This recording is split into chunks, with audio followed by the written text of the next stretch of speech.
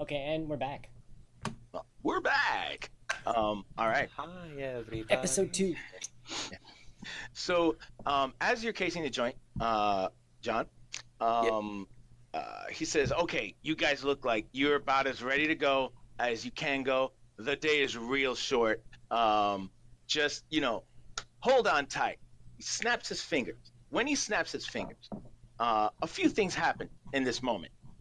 You guys sort of feel a little disoriented, mostly because it feels like the ground is shaking, but it's not just shaking.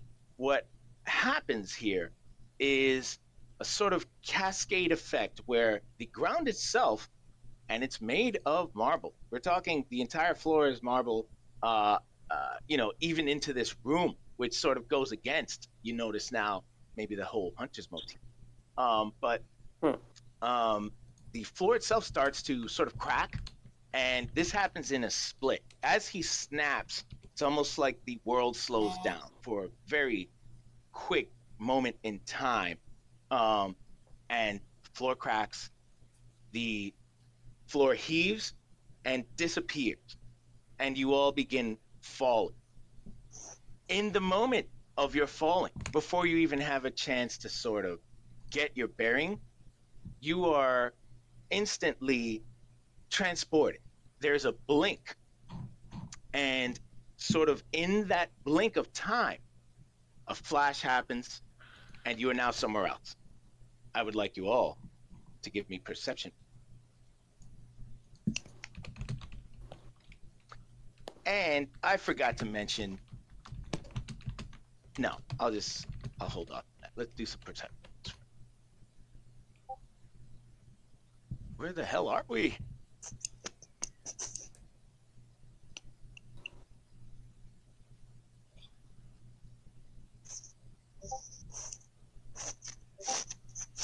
All right, we got 10, 12, another 12. I am loving this, but I am worried now that all of your attack rolls are going to be in the 30s. Because there's always that law you of forgot averages. that we're using low actual scores. We're not going to be hitting very hard.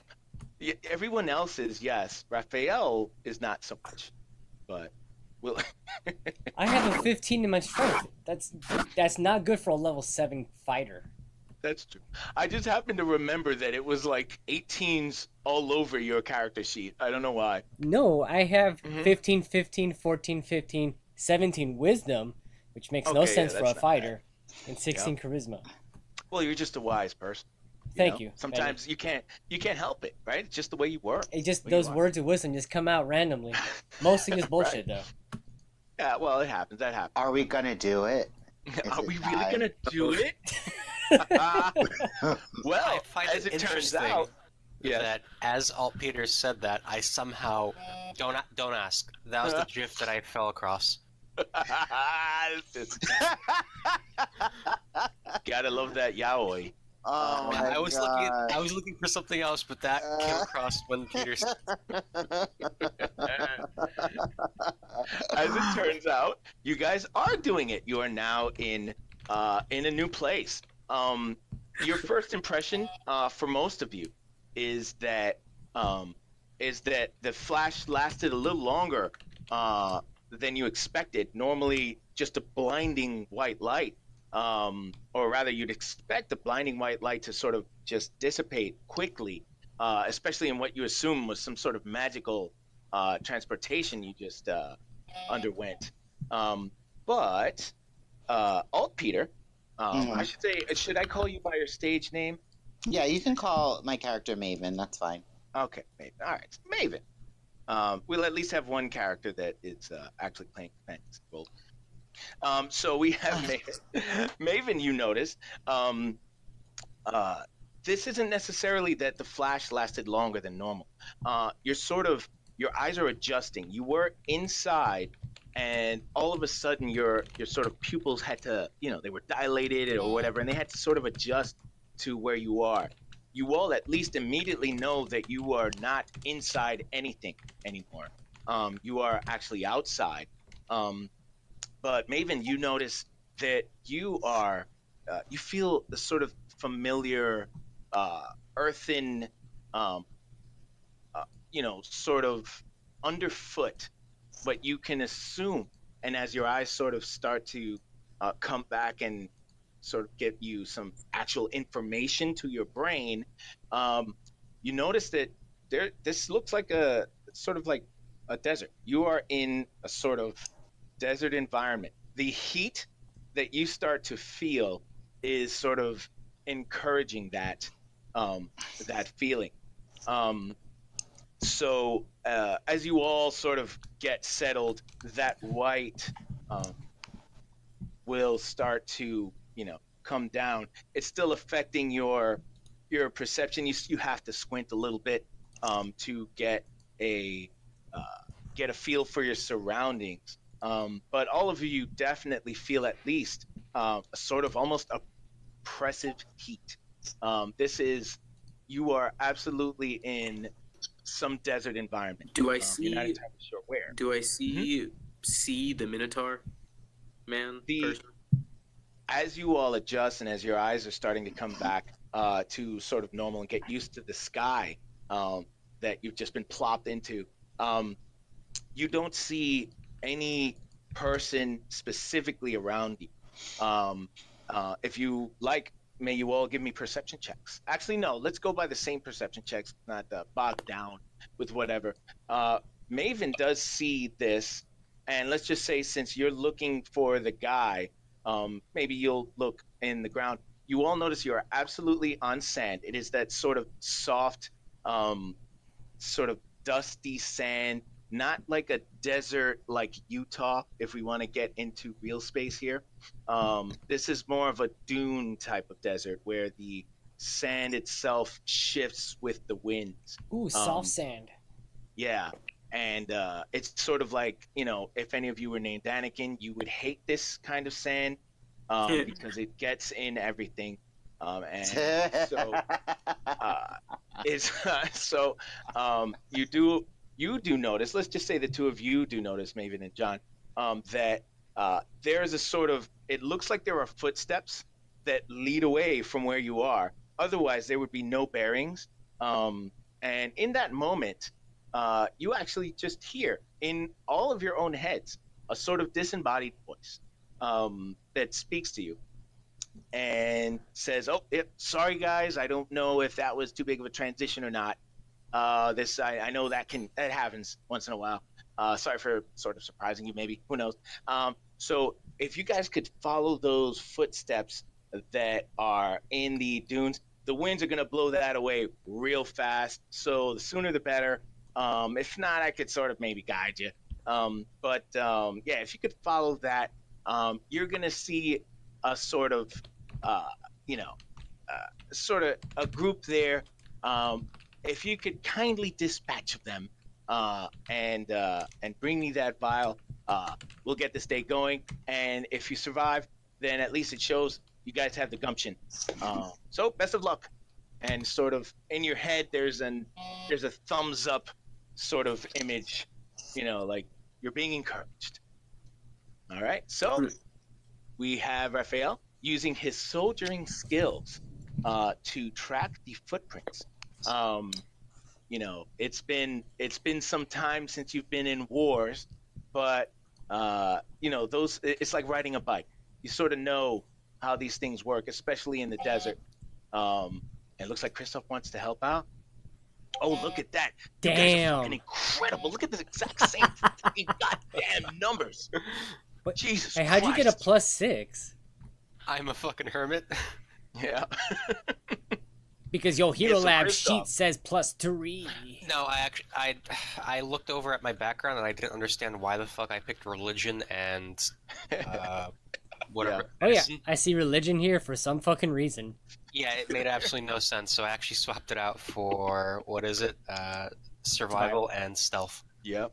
Because that actually makes sense for me. So, Krzysztof, you also just harken back to your background as a hermit. When you're living on your own, you sort of have to get these. You have to make your way in the world, and you can only rely on yourself sometimes. So that sometimes means you have to hunt for your own food, let's say, or try to find find the right animal for today's meal. Yeah, maybe it's roadkill. So the both of you sort of start leading the way, and I don't know if the rest of you follow, but these two do start leading the way along the tracks themselves. It's windy. It's still sort of middle of the day, and the sun is high overhead. And that's why, you sort of feeling all of this sort of oppressive heat. It's not enough to make you feel any sort of pain or anything like that, aside from opening your eyes full on, looking directly into getting sort of sand blind, so to speak. But it's just enough to keep you a little uncomfortable. This is not the best feeling that you all have, but you make your way through the sort of soft sand dunes, and you sort of the tracks lead up over one of the dunes.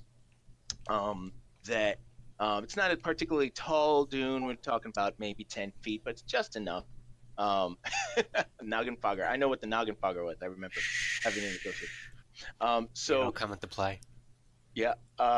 So as you crest the dune, you are treated to a very, very simple view. There's really nothing else except for this one ivory table.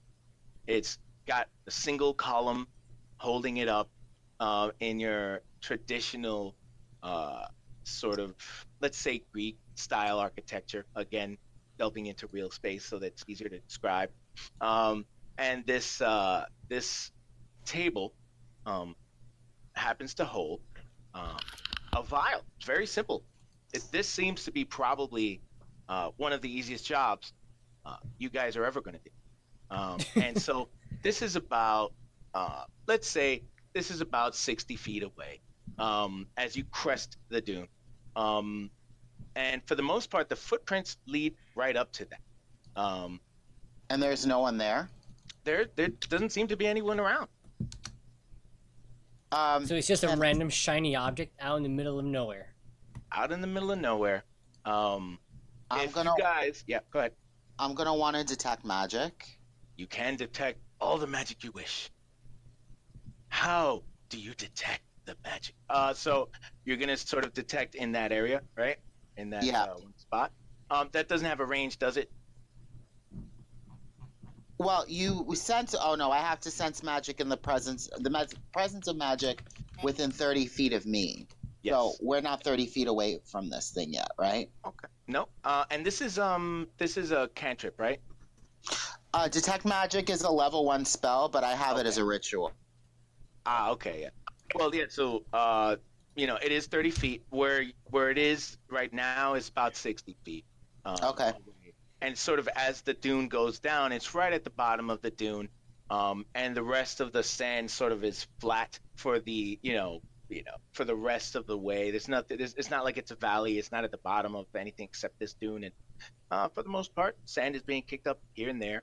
It's just wisps of wind.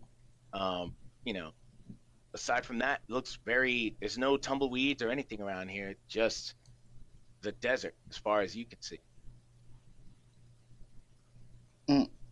Okay.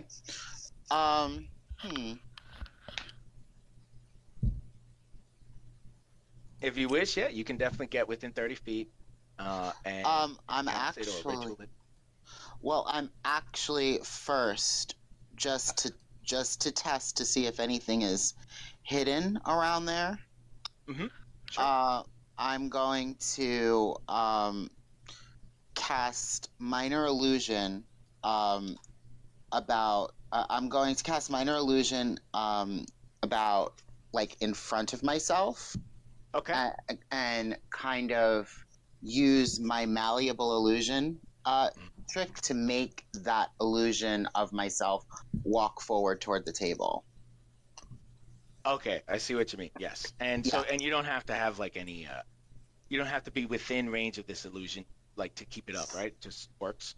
Well, the range is 30 feet, so I would have to move 30 feet forward. It's 60 feet away, right?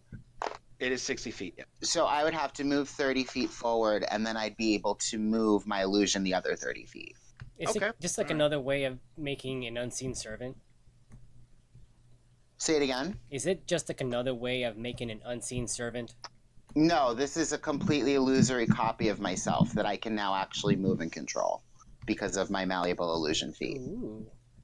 Malleable illusion ability. Oh, somebody likes that. Guy who's interested in magic at the fighter, yeah, definitely. Yeah. So, let's see. I forgot what I was gonna say. I actually got distracted. My ADHD kicked in. It's awesome. So, yeah. So you can move within 30 feet, sure. And you can cast minor illusion. Make a death saving throw. Just kidding. Yeah, you can do that. Go ahead. Yeah. So you summon the illusion, and you bring it up. And so far nothing happens. When the illusion appears of you, nothing really happens. There's really no there's no effect on the rest of the world for that matter, or in that area. And so yeah, you're gonna start moving it. Yeah, I'm gonna basically move the illusion up and make the illusion attempt to touch the vial. Okay. So as your pseudo simulacrum goes and walks up toward the sort of pedestal, let's say, you notice nothing has happened yet. When you get within even 5 feet of this, nothing has gone off. No traps have been triggered. Nothing stirs. And as you reach for the vial, which has the flat bottom, it's standing straight up. Very strange that the wind hasn't blown this over. Nothing happens for the most part. You can't interact with this, right? No, I can't. At least not yet. I can't use my illusion to do anything like that. So yeah, if it comes into contact with anything, it doesn't. It like dispels. Yeah. Oh, is that true? All right. So so once it does actually touch the vial, or what as you're touching it, your illusion dispels, and again, nothing has happened. You don't see any. There are no great winged beasts descending upon you. All is good. You guys are really gonna earn this money. It's gonna be so easy. I've got a question. Yes. I guess I start off with internal monologuing. Okay. Minotaur will respond to me. So, do we just grab the vial and then you teleport us out? Or do we have to go back to wherever we came on foot? All right, hold on now. Alt Peter. Yes. The crumbling was so loud I could not hear. I'm so sorry. He's trying to like really, bring in the real life wind. Yeah. That's how hard it is to communicate with him, right? Yeah. Okay. So you asked if it's all you're gonna do is just go in and grab it, and he's gonna teleport you guys out. Yeah. Or do we need to like go back on foot, or what's his plan here? So what you hear back in that sort of otherworldly, disembodied voice of someone who's speaking through your mind, he says, "Oh, yeah, that's it. Yeah, it's right there. All you've got to do is pick it up, bring it back. I'll get you guys back in a jiffy. You kidding me? You guys are gonna walk back? You guys don't even know where you are." And that's what it said. Which is why I asked. All right. In that case, I'm just gonna go ahead and pull out my. Oh wait, do I even have? Oh yeah, I need to be holding it. I'll pull out my rod. Oh yeah. Cast darkness on it. Yeah. Dark what? Darkness. Darkness. Okay, on your rod. Yep. I will. I remember reading something here because one of my other characters has darkness. I believe they changed the rules for darkness on an object that you no longer hold. I believe you can cast it while you're holding it, but if it is on someone else, you can't cast it on their object. I'm just trying to make sure that we have the rule to it. Well, I think that's silly. You should be able to cast it on someone else's object. I know it. I remember reading and like they might have changed it because I remember people were complaining about that. Let me just check. Because I know my tiefling had it. Wait, what spell? Darkness. All right, the point that you choose is on an object you're holding. or one that isn't being worn or carried. All right, yeah, I got it now. So once you let go of the object, just so you know, it'll dispel. Okay. That's sort of how it works. But yeah, so you can definitely cast it on your rod for sure. Hey. All right. So yeah, I'll cast it on my rod. Yeah. Walk up to the pedestal and pick up the vial. All right, and so you're gonna walk right up to the pedestal. Yep. All right, cool. No one can see me, so let's see what happens. Yeah. So as you get, you were still in your darkness. Hello, darkness, my old friend. Do you have the eyes that let you see in darkness? Yep. Okay, cool. So you can see it while you're in this orb. I'm trying to see how this works just from a standpoint of I'm hearing the ferret rustling about. I'm trying to see how this. Yeah. That totally wasn't me. I'm sitting still. I'll blame John. So how does this work with the eyes here for that? Like, what's the name of it, first of all, so that we can really... Devil's Sight? Devil's Sight, and yeah, basically, if it's darkness, I see perfectly normal. I see in full color. Oh, okay, Goodness, that's very 120 nice. feet. Okay, cool, and so you can see beyond that darkness, obviously, in this case. Good. So, yeah. Okay. So yeah, because otherwise, what's the point of just being able to see inside of the darkness, right? So cool. So as you get within 20 feet, you start to feel something. You are still in your darkness, and your darkness extends how far around you? 30 feet? 30 total, right? Let me I see 15-foot radius. Okay, so within 15 feet, that's good. Yes, so 30 feet circle. Okay, so as you step in, it's really not. I don't think it'll be unkind of me to ask you all for initiative rolls. Thank you very much. Yes. But as you step in, I should have described at least what's going on. And you get within roughly 20 feet of the pedestal. You start feeling like, okay, now things are not on the up and up. And as you near it and you get right in that sort of 20-foot radius, what are we initiating? We're initiating a hug fest. It's going to be a total hug fest. Not a fuck fest, as you're about to learn. You notice the ground starts to sort of vibrate a little bit. Not as an earthquake, but in the sense that there are things under the ground that may or may not want to do you harm. So I guess diplomacy is not entirely out of the question, and that's all going through your head as the ground sort of explodes up and out. And not the total ground, but specific spots in the ground. And what you see is, at least since you're the first one there, and since everything else is cast in darkness. Yeah, exactly. You're pretty lucky. Yeah, you're in there. What you see is at least two very large animals that just seem to spring up from the ground on either side of the pedestal within 5 feet of the pedestal. So they're fairly close to it. Their bulk is actually it's much larger than you expected. You're a little taken aback by that. I don't know if your character is the type to soil themselves in the face of two giant scorpions. Ooh, fun. Yeah. Looking at my background, yeah, I am calm, even under the most violent of circumstances. So yes, you hold your hand out because you need to prove to yourself that you have that steady hand of a surgeon in this moment. Yes. You are well ensconced within your globe of darkness, and nothing can hurt you in here. This is sort of like your womb. Exactly. This is my safe zone. Yeah. The rest of you, yes, the rest of you also notice these two giant scorpions, but not to be outdone. Around and about the pedestal within a 15-foot radius, sort of in a half circle behind the pedestal,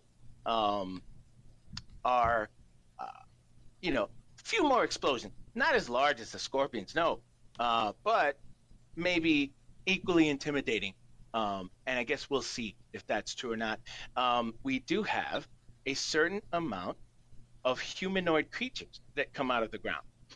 If any of you would like to roll nature checks, you may do so right now while I gather up the initiative scores.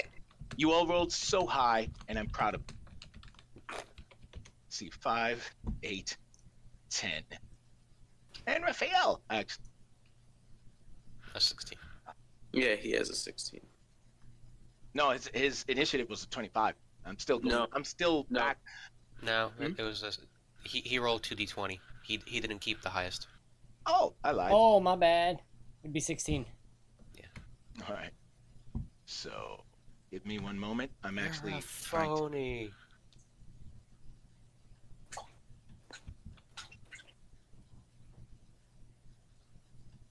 Right. And so we'll definitely do the initiatives in a second. So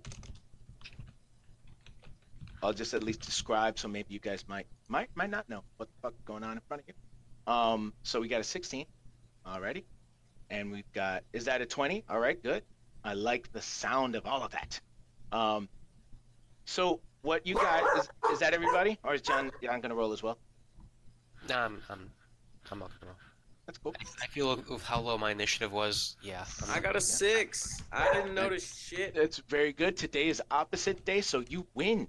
Yay. You actually don't. Won D&D. So what the two of you, Alt Peter and Rafael, actually can tell, these are creatures that you're not used to seeing. Pretty much, you definitely have never actually seen them. I'm gonna go out on a limb and say you've never actually laid eyes on these humanoids. They're definitely humanoid, but they have insectile features. Sort of the big bug eyes, the sort of it's got claws on 4 hands. They're all holding sort of these spears. And they're dressed as if they have some sort of civilization. They actually have rags on, as if to say they're not complete animals, but they do seem to be dressed, and you know them as Thrycreen. I thought so. Okay. Yes. So, and they're all, in terms of what you see in front of you, they all have this sort of ruddy orange glow to them with green just bug eyes, and their antennae are doing what they do. And so let's get the initiative going, because I have a lot of bullshit going on, a lot of descriptions and no actual fucking facts, you motherfuckers. What is your AC, Rafael? 19. All right, 19. All right. So I don't know if I should write down your hit points. You'll keep track of that. And so what did you roll? You rolled a 16, right, Ralph? Yep. For your initiative? All right. Let us get, and I guess you guys are going to definitely have to help me out with this. So, Krzysztof, what did you roll for initiative? 5. Oh, that's nice. Oh, that's right. I forgot about all those low rolls up there. What is your AC? 14. 14? I like it. All right. And let's say, Alt Peter, what did you roll? And what is your AC? I rolled an 8, and my AC is an 11. Ah, look at that. I like it. I like it. Then, and John, what is your AC and initiative? My initiative was 10, I believe, and my AC is 16. I like it. That's actually the highest most. So, wait, Ralph, is your AC 19? Just double checking that. Yes. Okay. Okay. So, you have the tableau in front of you, but yet you are unable to act because before any of that happened, the Thrycreen go and begin to attack. So, the first of them comes and gets his spear ready. They have tridents, so there are 3 pointy tips because, the rule of threes, comedy, and they will just double check that I got fucking pluses for this bullshit.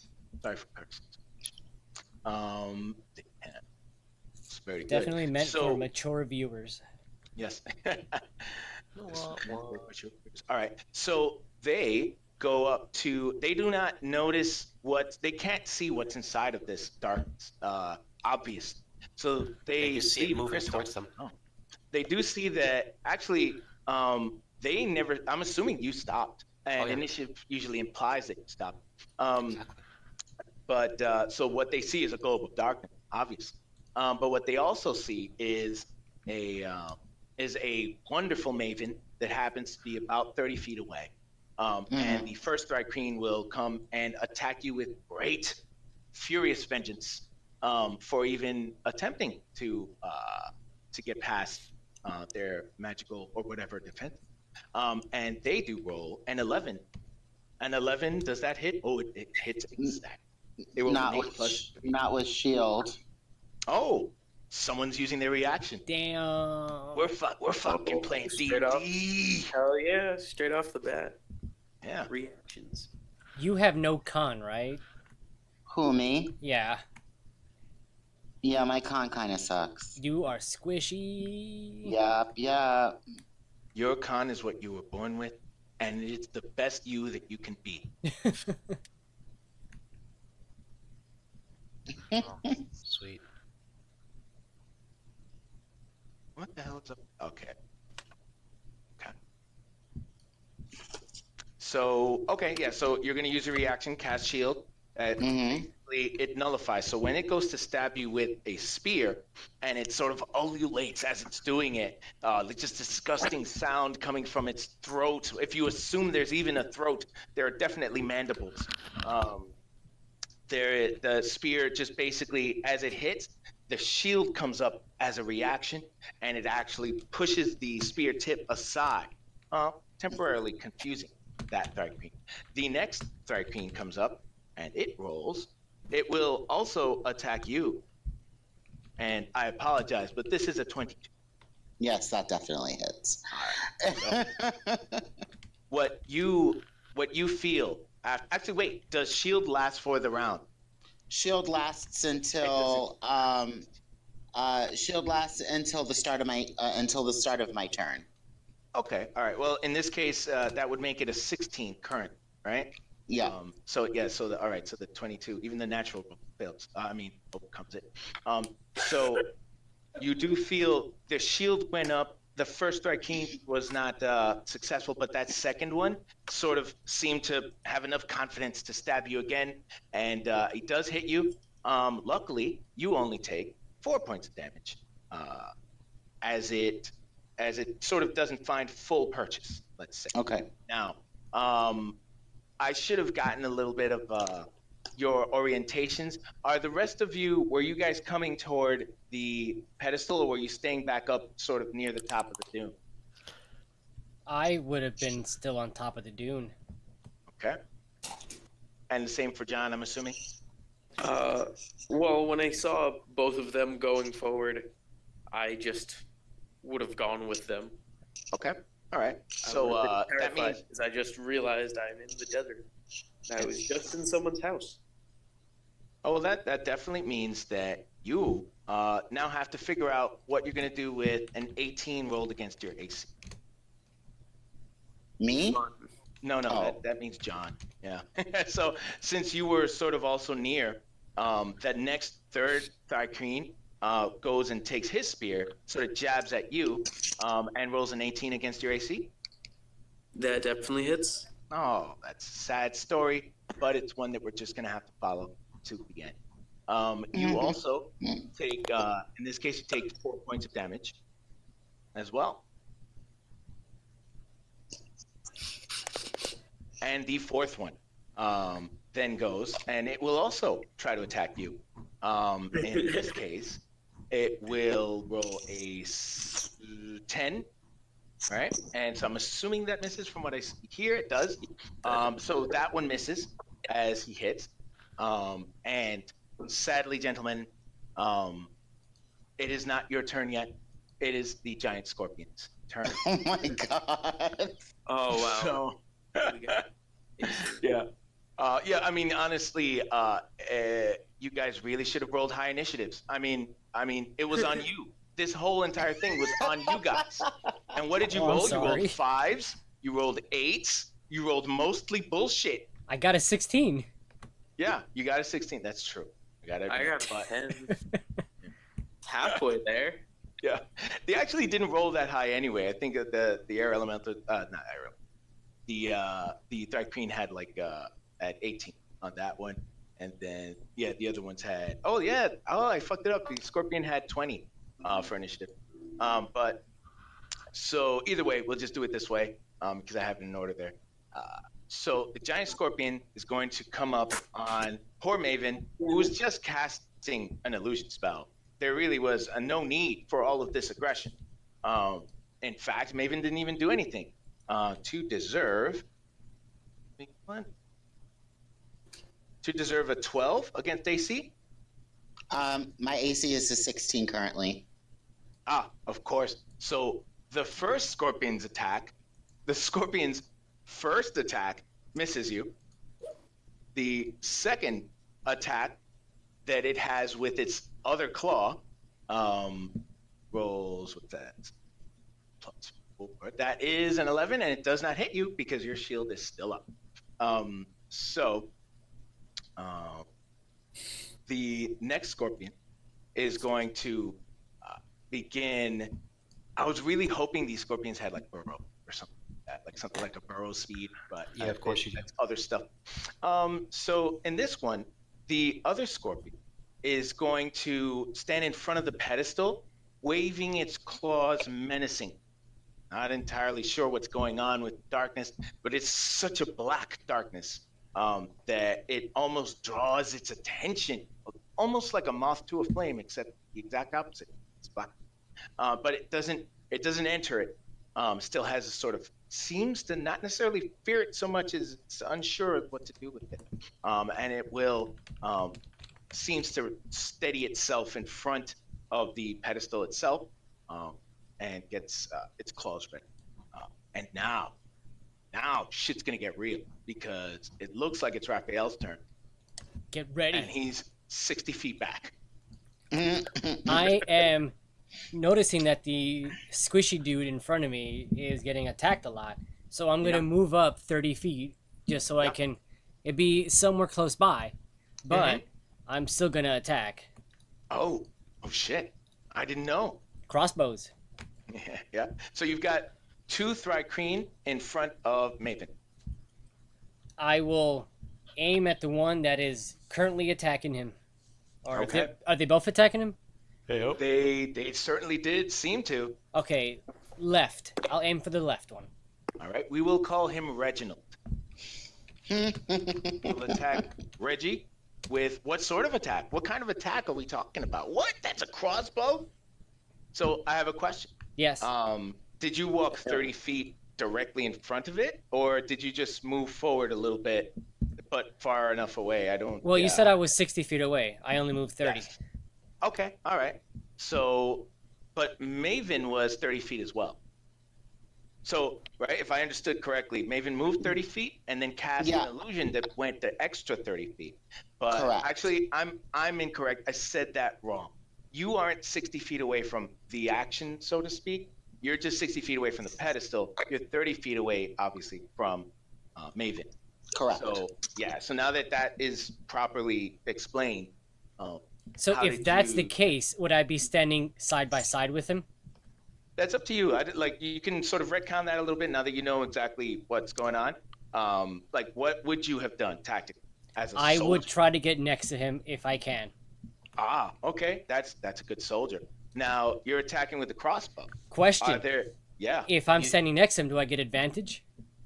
I do not apply advantage in that way or flanking unless there is some sort of special scenario. In this case, it's the only special thing about this scenario is that these fucking weird ass bug people, and that seems special, but it's not that kind of special, not advantage special.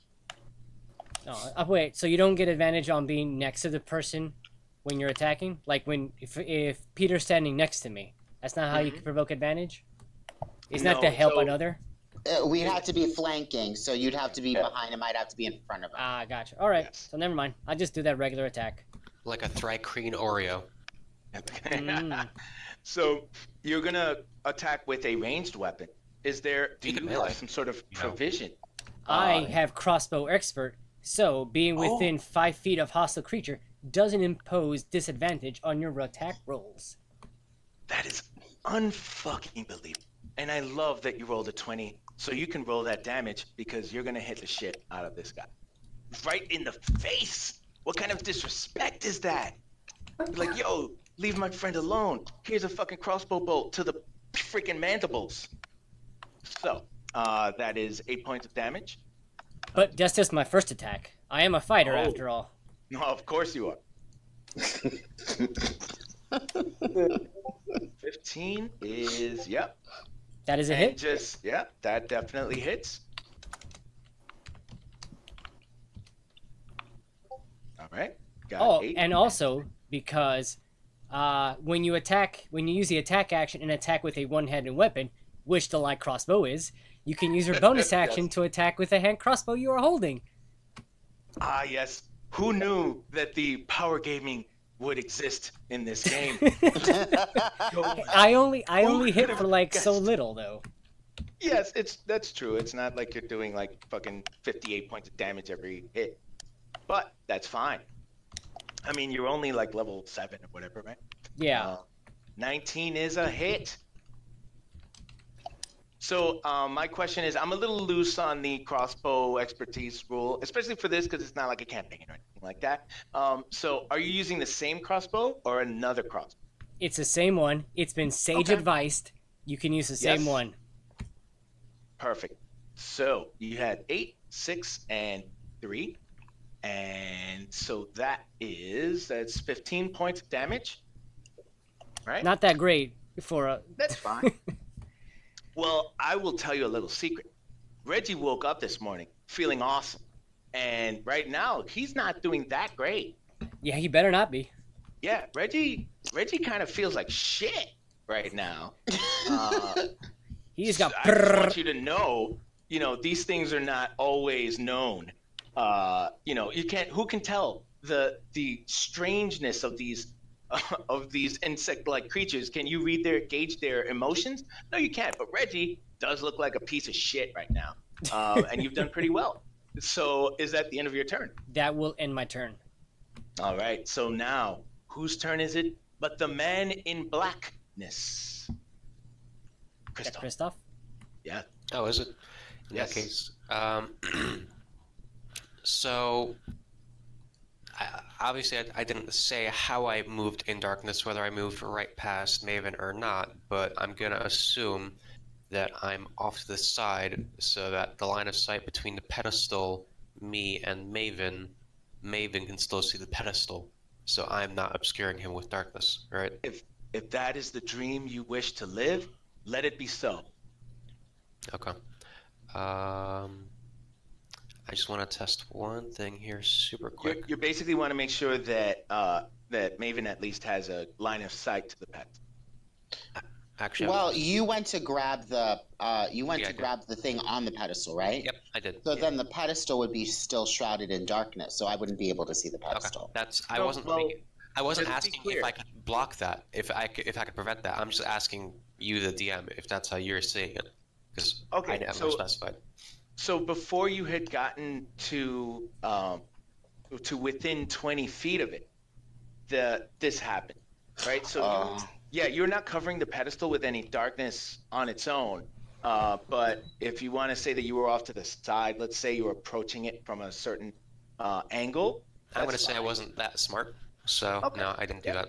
So you are in front of it then, right? And let's say that anybody that was a little higher up on the dune would have had a direct line of sight to it. But now it's a little tougher. You're basically putting out 15 feet radius. So it's sort of tough to look around it Yeah. to see it. But as far as you know, it hasn't disappeared. It's right in front of your face. Okay. So in that case, the scorpion that's right next to the pedestal Yes. can't see Maven or what's happening on the other side of the darkness. That scorpion only knows the sky, the sand, and you. In The your darkness. Eternal darkness, yes. Okay. In that case, I'm gonna go ahead and turn around. And I'm gonna go ahead and shoot Eldritch Blasts at Reggie and Fergie. That is very disrespectful. But it is. I'll accept. Actually, but before I do that, I'm going to step forward towards them to shroud them in darkness. Okay.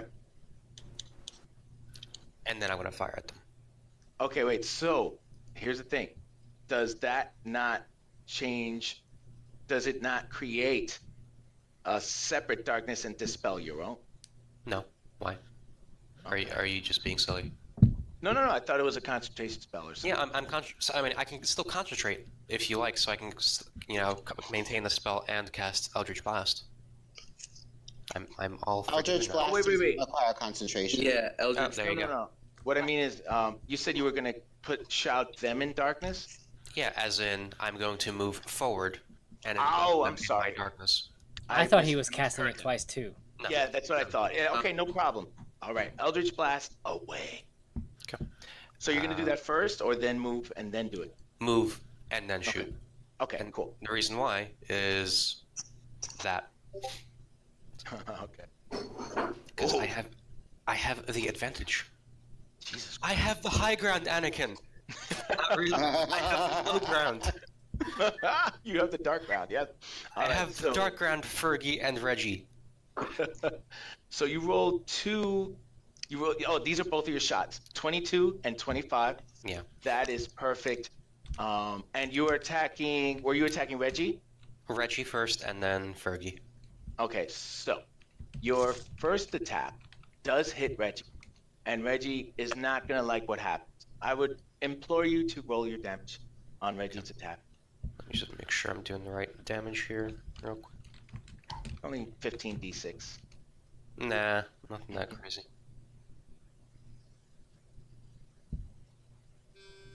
8. Oh boy. Oh. Gentlemen, in the lifespan of Reggie, there were many tales that could have been told, but this sadly is the last tale that can be told. Yes. For young Reggie. Reggie is dead. You may now choose your second Eldritch Blast to hit either the one Thry Queen that's in front, or the other Thry Queen that are just being dicks. Okay. No, I'm hitting Fergie since Fergie attacked Maven. Fergie is a strong Thry Queen woman, and you have done all right. 10 points of damage to Fergie. Now, Fergie also looks pretty bad. Fergie just saw her friend go down. It's No, she didn't. Yeah. Oh, you're right. Fergie has no fucking idea. Fergie maybe heard the sounds of somebody that she would consider her friend, just gurgling to death. But Fergie has no fucking clue what has happened. Her world is darkness, and soon, maybe, her life will be dark. But yeah, Fergie takes the damage. You have moved, and now that also means Maven can't see, right? I'm assuming. Yeah. So, what can you do? yeah, you can only do your best. So Although, actually, since I didn't spend all 30 points of movement, can I move, attack, move again? Or no? Well, so you attack. Do you normally get just those 2 attacks? Or Yeah, so because yes, I just cast Eldritch Blast, which gives me 2 blasts from one right. cast. Okay, yeah. So you can attack, move, attack, definitely. So No. I asked if I can move, attack, move. Move. Yes, yeah. You can use up to your 30. Yeah. Okay, So in if that you case, move- I'll move back so they're no longer shrouded in darkness. So now Fergie can see a dead Reggie. Okay, yeah. So Fergie is overcome. She just made a will save and failed it. She is overcome with grief. She was going to get married that day, and they were just going to take care of this little thing. And no. So, all right. So that is that's the rest of your turn. It is now Maven's turn. I Wait. wink it. What happened? How did I get? I got lower initiative than you. Well, someone Didn't got a you 10. have- I got a didn't you have 5. I was just gonna roll with it, but yeah, I got a 10. Maven got an 8, and Oh Krzysztof yeah, you know what? got a 5. Whoops. I told you it was gonna be a shit show, fellas.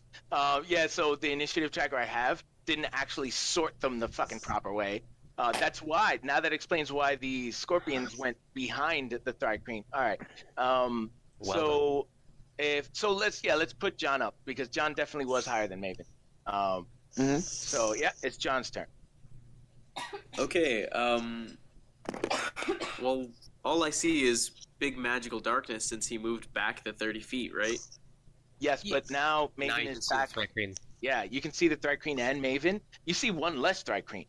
You see a prone Thri-Kreen that used to be a living one, and one that is alive, but just so, as well as Maven. Alright, so, I'm gonna run around to the Thri-Kreen, and the whole time screaming, "This is some cool shit. I've never fought a giant bug thing." I think there was, if I remember correctly, there was one that attacked you, right? There was was. two. There are two that attacked. They threw spears at me, right?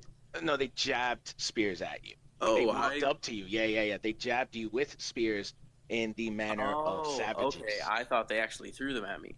Alright, since there are two in front of me, I'm just gonna say, "I really don't like this," and cast Thunderclap. Or not Thunderclap, Thunder Wave. Okay. Well, won't they hit all of us? Only the people around me. Only the people you care about. So basically, yeah, you and Maven. And the squishy wizard? Wait, he's near me? Why is he near me? I'm near you. Yes, the two of you are close to each other, Rafael and Maven. And John, if I remember correctly, had moved forward, right? But you didn't. You weren't near Maven, right? Yeah, I just moved Right. the 30 feet over towards all of this stuff. Yeah. So let's just say, let's give you a good 10 feet of distance between Maven and the rest of the Thri-Kreen. But you do have two Thri-Kreen in front of you. Surly fellows. Yep. John's worried about John. Mm-hmm. Yeah, sure. This is how 14-year-old John would have been. Yeah. So yeah, technically, Thunder Wave is a what? Is it the square or is it the cone? I'll try to It's- post all the It's a spells force. just in case like someone wants to read it later, and for viewers. Thunder Wave is a 15-foot, and then Thunderclap is 5 foot, I believe. Yeah. Thunder Wave is a 15-foot cube around me. Okay. So in centered on 15 yourself. feet, yes, all around me, a thunderous wave shoots out of me and hits Okay. everything in a 15-foot cube around me. So in this case, you were 10 feet away, which actually, if we're thinking radius here, it's 7.5 feet away. So you're actually not hitting them if you're centering it on That yourself. works out. So yeah, that's pretty good. So you do cast. So now, each creature in a 15-foot cube originating from you must make a con saving throw. So let's Yep. get these con saving throws out of the way. So I have to make a con save? No, you don't. You two are out Only of the the way. Okay. Thri-Kreen do, yeah. Can someone remind me where the scorpion was? That's in front of Maven, right? One is in front of me, yeah. Oh, look. And the other one is in front of the table pedestal. Oh, I know where Chester is. Chester's chilling. He's protecting the pet.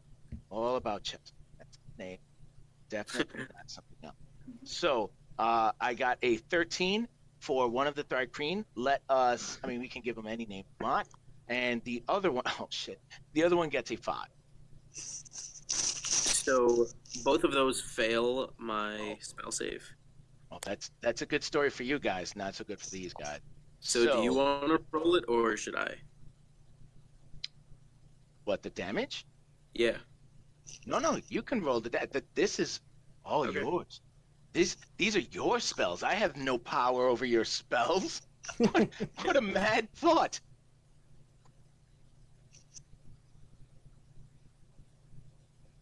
Jean was just trying to get away from trying to actually type it out himself.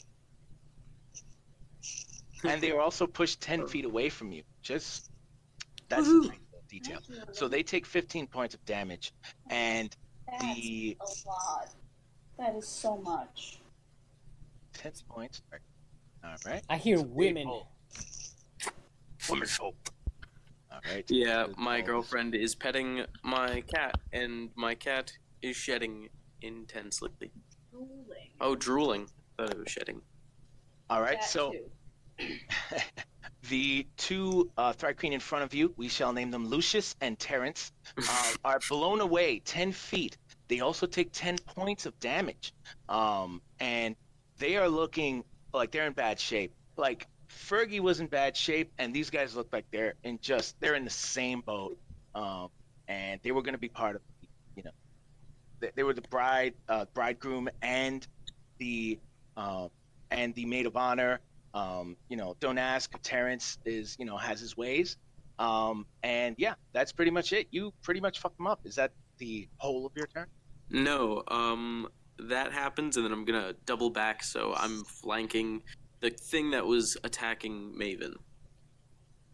Oh, well, yes, there were three things, but there is a scorpion and a threat. So yeah, you're going to just go up to it. I'm gonna flank it, so I'm gonna get on the opposite side of where Maven is. Okay, I will give that to you. You're gonna flank the scorpion or the thrycreen? The scorpion, because it's a giant scorpion, and I'm not cool with that. Yeah, cool. You are learning parts of the scorpion anatomy. Probably didn't want to learn this morning when you got up. And is that the end? Yeah, that'll be all. It is now Maven's turn. I wink at Fergie, wave bye-bye to her, and wink out of existence. Oh, wow. I cast Greater Invisibility. Oh, shit. And I move 30 feet away. Okay, cool. Mm-hmm. So yeah, they don't get any sort of attack of opportunity because they can't see you, right? Right. So, and that's pretty much it. That's concentration. There's pretty much nothing to it. There's no saves that have to be done, so you definitely cast Greater Invisibility. You just left me. 30 feet away. Yeah. Well, yeah, I mean, she said bye to at least Fergie. So you go up the dune or somewhere off to the side or something, so we get an idea where you are tactically. I will go. I want to go away, further back from the action. So, I'll walk back 30 feet. Okay, yeah. So we'll say that you went up the dune a bit, back up. At this point, yeah, you went 30 feet from the top of the dune, so you basically went right back to where you were at the top of the dune. You get a pretty good overview of what's in front of you. So you're 60 feet away from the pedestal, but you can see the pedestal. Nothing's happened to the pedestal. You've got that scorpion there. You can sort of see the tail, sort of coming over the ball of darkness that your companion has cast. And yes, is that the rest of your turn? Yeah. Alrighty. So it is actually Fergie's turn, and Fergie's pretty pissed off, but Fergie's going to start slashing with a claw in this case. The spear has come down out of just pure rage and sort of feral passion comes over Fergie and attacks the newfound fighter. It just stood up in front, and we have a 22 roll for AC or against AC. Do I want to cast shield? I'll just take the damage. All right, you take 5 points of damage. It's not the worst. You've seen worse things happen. I can deal with 5. Okay, and now after that attack lands, Fergie's got newfound hope. And what you notice is her carapace. It was once just this ruddy orange, sort of meshed with the desert sands, but not so much. But the mesh, I should say, it meshes a lot more with the sand now. There's a sort of yellowish, definitely sand color. If you were, 30 feet away, it would take a lot just to notice this color. But so that's just something you notice happen. But aside from that, she does stand her ground, and that's the rest of Fergie's turn. but it is now Lucius and Terrence's turn, and they've been blown 10 feet away, and they're not cool with that. So what they will do is they're going to redouble their efforts and try to attack John with modifier of Fun. rage. So what do we have here? We have a 14. Does a 14? Let's check that. 14 does not hit John, right? Nope. All right. So that first one, Lucius, he fails to attack you, or at least find purchase. And Terrence shows up, and he rolls a 16, and 16 does hit against your AC, as long as you haven't dropped your armor for whatever reason. And so you shall take 4 points of damage. Okay. All right. That's not. Cool. And now the giant scorpion number 1. This one doesn't have a name because he doesn't like to be judged in that way. So he's going to attack Maven one more time. And what we have here, Wait, who's gonna attack me? the big scorpion. Oh, actually, I'm sorry, not Maven. It's actually the warrior. I was about to say, how is that happening? I'm sorry. Okay. Smell you. Yeah, it smells you and follows your footprints that you left in the sand. So I mean, fair enough. yeah, no, yeah, it's fine. So I got a 12 here against your AC, Rafael. And I'm No, guessing that doesn't hit. not All right, against my and body that's- armor. That is the first claw attack. And so 15, does a 15 hit? Nope. So both claw attacks miss. Ah. So this scorpion is not exactly, running it up and doing some shit there. So the next person in line here would be the second. So the second scorpion decides to take a step in, try to test the waters. And what it does is it takes a few feet forward into the darkness and waves a claw in it, and doesn't it's just at the edge, so you're actually inside of 15 feet, so it doesn't have that kind of reach to go all the way 15 feet. So even if it did hit you, it'd be impossible. So it'll take a wave, right, and then it'll take another step forward, and sort of it only takes another 5-foot step. It doesn't know what's going on. It is now enshrouded in darkness, and it doesn't know what the fuck's going on.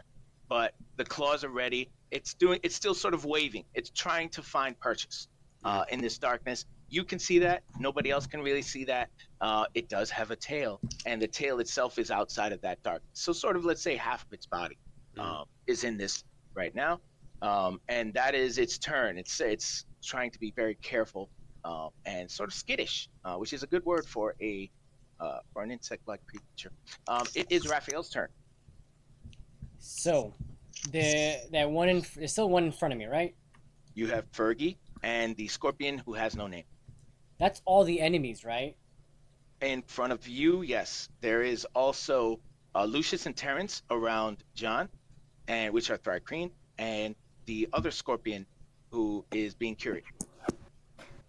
Okay, so let's just do this one at a time, like normal. Yeah. Actually, you know what? I'm just gonna roll the attacks and then all the damage. Yeah. So you can roll the attacks, and then we can choose which one you're going to attack depending on what happens. We'll resolve them individually, just in case you kill somebody.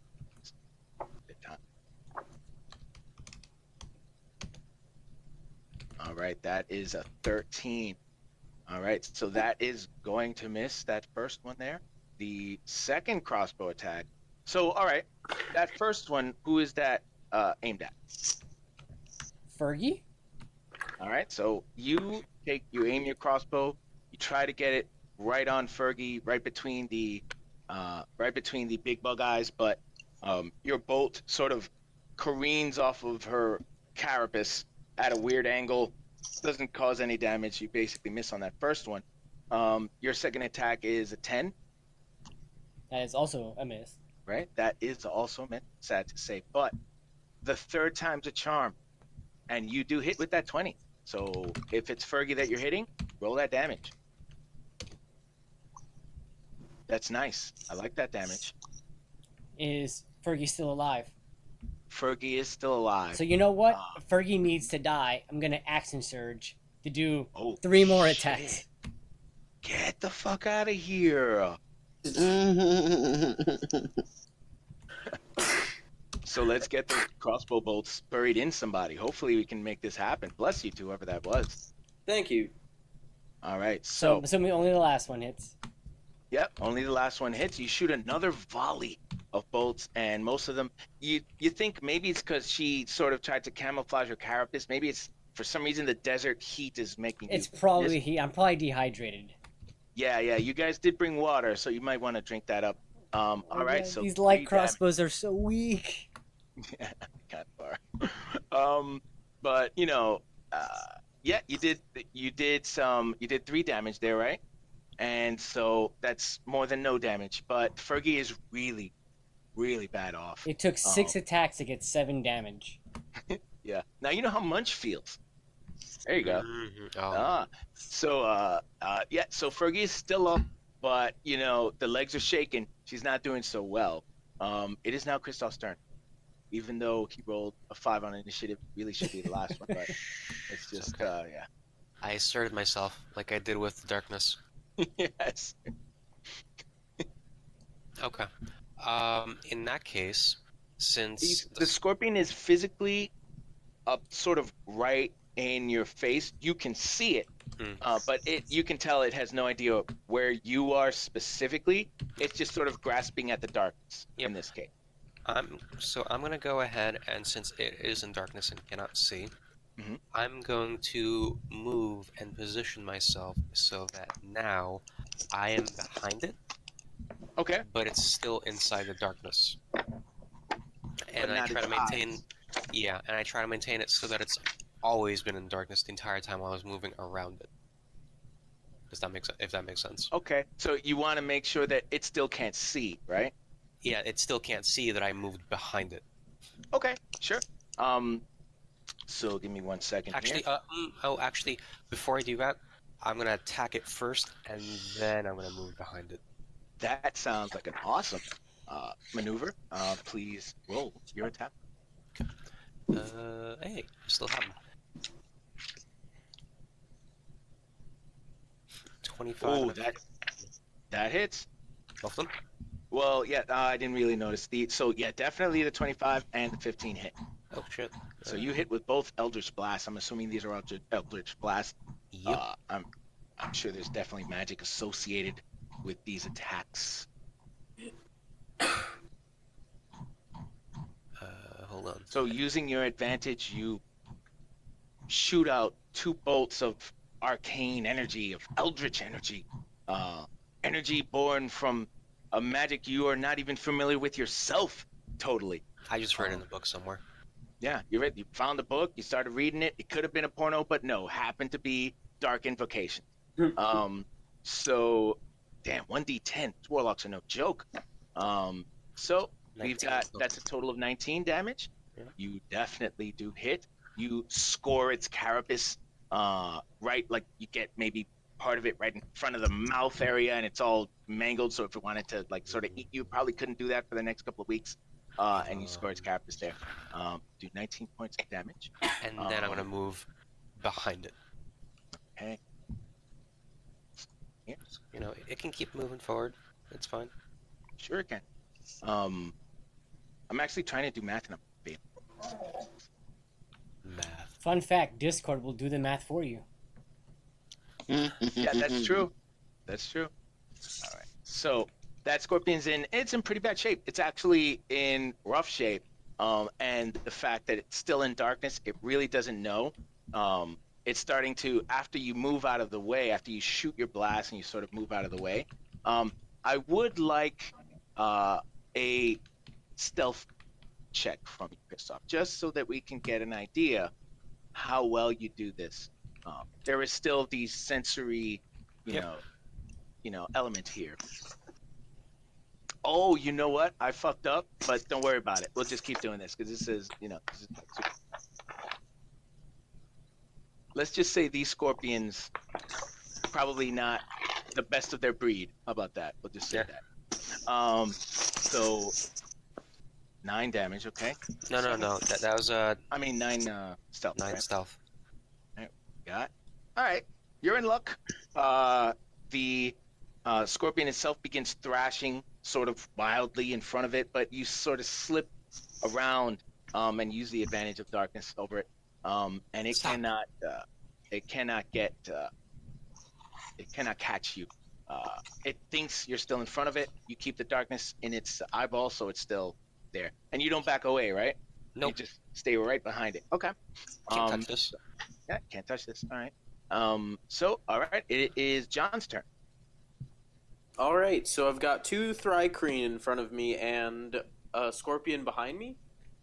Yeah, actually, if I remember correctly, I might have gotten this wrong. I remember putting one to attack the warrior, and then Terrence went back to attack you. And Terrence missed. And if I got that wrong, I mean, do we really care? And the Scorpion was 10 feet behind me, and then it got blown 10 feet. No, the actual scorpion wasn't hit by that. Okay. Yes, because it was too far away. So it was where Maven was, or I should say where Rafael is. So you weren't within range of that box. You were only able to hit Lucius' turn. Okay, so I'll attack the Thrycreen that attacked me, Lucius, or... Okay. Yeah, this one is Terrence. Lucius is actually hanging out with cooler Damn friends it. now.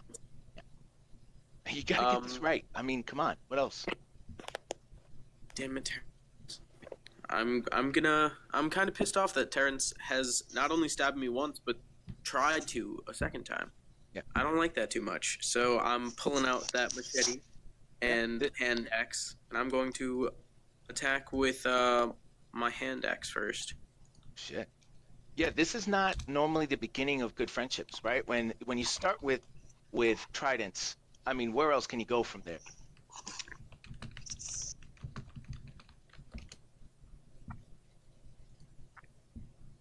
And just so we remember, Fergie actually dropped her trident on purpose, and it's sort of a feral range. Fergie's still alive? Fergie is still alive. And Oh, I mean, forgot you the have hour. varying definitions of alive. Like, if you want to use the politician's term, like, define alive. What is living? By some measures, this is not living, what Fergie is doing right now. Oh, I Jeez, put asterisk. putting dots and everything, yeah. I'm just making this even worse for myself. Yeah, asterisk. Does that mean, like, roll anything? Asterisk? It's dots? Like wild card?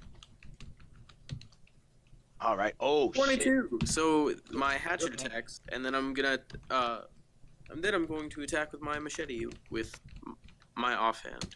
Sure. All right, so this is, oh boy, the Owler. No, that's Ralph. Wait, what is that? Wait, Ralph, what is going on? It's my familiar. Ah, yes, of course. Your familiars need their own initiative. Yes. So for an offhand, as a bonus attack, it's just the roll, and then your modifiers only on the damage, right? Yeah, you don't add your bonus to the damage if you hit with the offhand. Okay, so I roll with the modifier though. You roll with the modifier, yeah. All right. So Oh, yeah. my machete misses. However, I got a 22 on my hatchet. All right, and I don't know if you wish to maybe partake of your any special property your machete may. I thought I could do that as a bonus action. Yeah, that's true. And not this turn. All right, some bonuses are not as equal as others. So you do hit Terrence. Pretty rough. So what is the damage? I don't believe you roll damage on that first attack, which is your full bonus there. So that is 9 No. damage. Yeah. So, upon hitting Terrence with your axe, you realize now why your machete found no purchase. Mostly, as you cleave Terrence in the skull, he drops like a bag of bones, and your second machete is well practiced. sort of maneuver that you use as a double attack. Normally, it's a decapitating blow, but in this case, there was no head to decapitate. The body was already at you. And Terrence is no more. All right. Yes, you have laid. Terrence. So I'm going to immediately turn and face the other Thri-Kreen that was behind me, I guess, attacking the fighter. Sure, yeah, behind That'll you, if that's the word you want to use, yeah. You can, and you're going to get up in its face? No, I'm only, what, like 10 feet away from it, right? Yeah, it's only 10 feet. So yeah, I'll just stay there and, like, be poised to strike. Ah, okay, cool. All right, so that makes it Maven's turn. How close is Johnny to me? He is within 10 feet of me. He's within 10 feet of me? Yes. Okay, great. So I'm going to take, I'm going to, since I know he likes to use Thunder Wave, move 5 feet back. So I'm out of range. You have seen it. There is evidence in the sort of the pit around him of sand that sort of made way for this thunder wave. Mhm. Yes. And then I'm going to cast Minor Illusion in front of. There's a three keen and a scorpion on him. On Rafael. Yeah.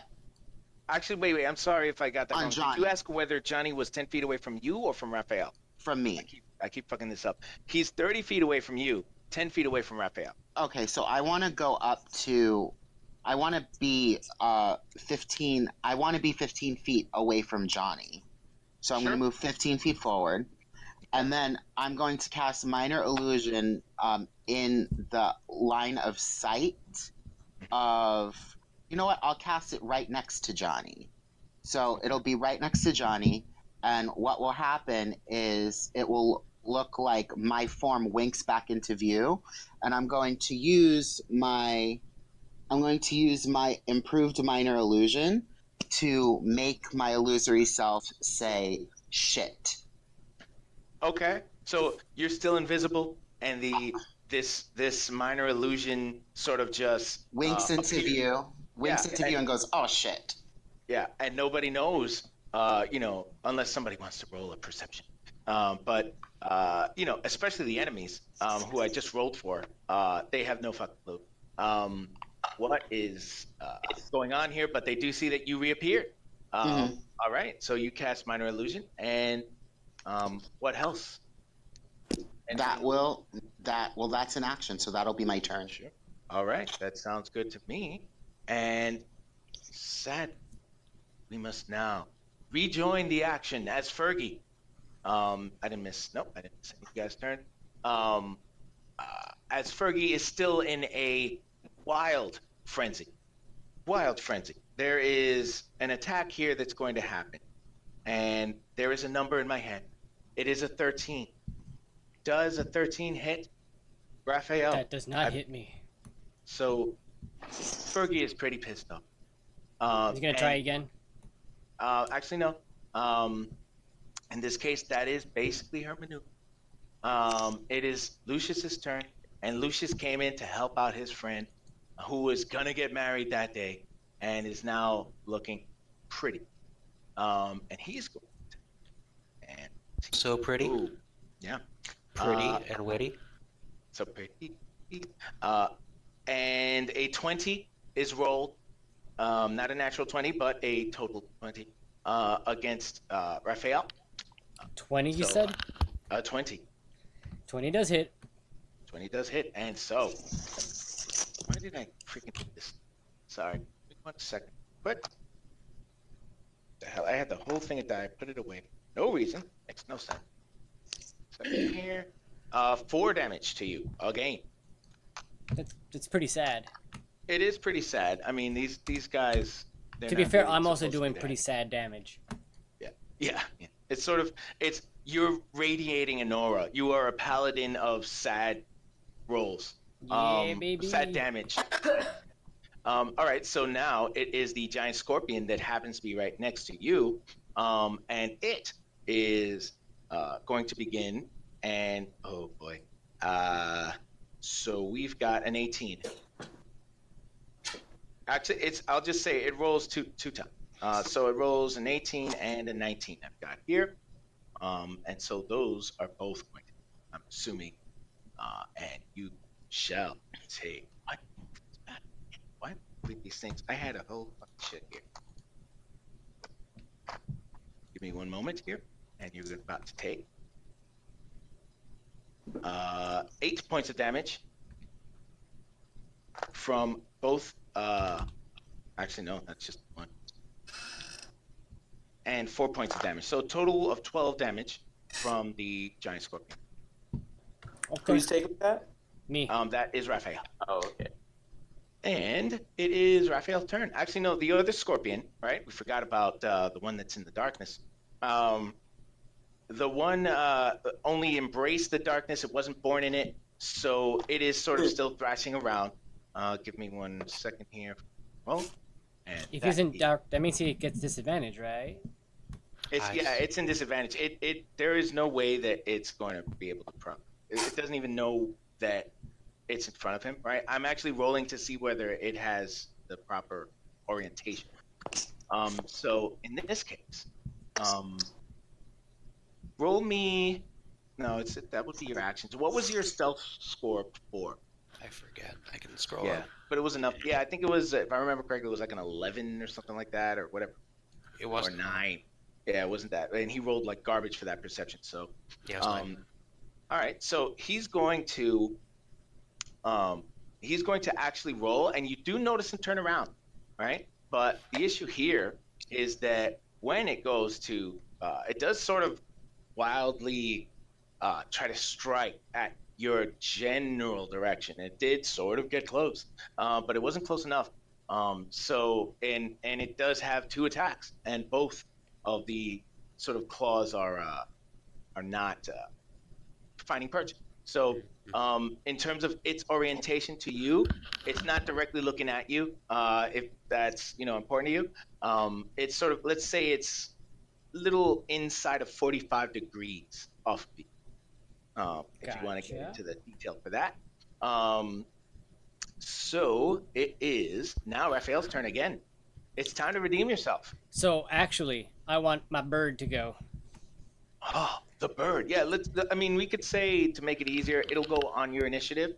And if you want, he can go first. Okay. So, Yeah. there's, what's this bitch's name? Fergie, right? Still in front of me. Fergie is still alive. Yeah, Fergie is just, it's like what do they call that? The Godzilla brides or whatever, bridezillas? It's happening.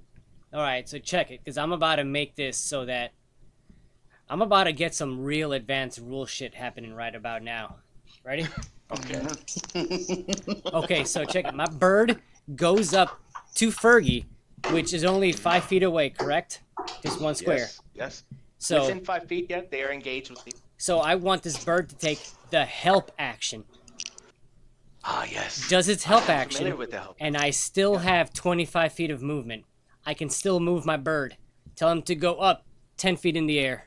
Actually, you know what? 15 feet in the air. I don't know how far they can throw these fucking tridents. Let's not take any fucking risks. Okay. Oh yeah, let's not take risks in a world filled with giant scorpion. Exactly. Insect people. Yeah. So because I did that, therefore it enables advantage on my attacks.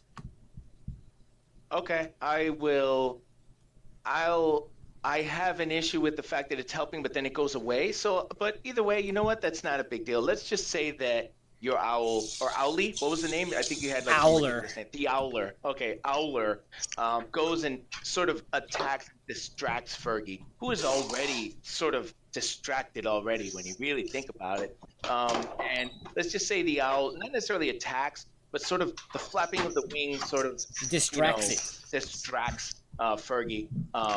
And there is, I would be mean to say, do they avoid attacks of opportunity? They do, because it has the flyby feature. Oh, that is wonderful. I am familiar with flyby because I was looking up monsters all day. So yeah, so it avoids any attack of opportunity. Fergie is just at this point now, like her green bug eyes are sort of like, what's going on? Like not focused on you anymore. And what's your story? now I will go ahead and do my regular 3 attacks, but at the sharpshooter level. Oh, shit. Slow motion. You're pulling out the crossbow. All once. Pulling it back. You're avoiding the loading action because the feat says you do. You load that bolt without even trying. You just think that bolt into that crossbow. And what happens? Was right. That was a 1. Oh, shit. Oh no! Fuck, dude. Oh no! All of them miss. So Clint Eastwood over here misses with all 3 shots. I'm right next Actually, to them let me double check. Yes, with you do. advantage. I need to bump up this dex, bro. At all, dude. I don't understand how this happened, but it did happen. We all have to move forward. I'm gonna have to. I mean, I will open up another chat room if you guys want to go in there and talk about this, and sort of, you guys need help. But yes,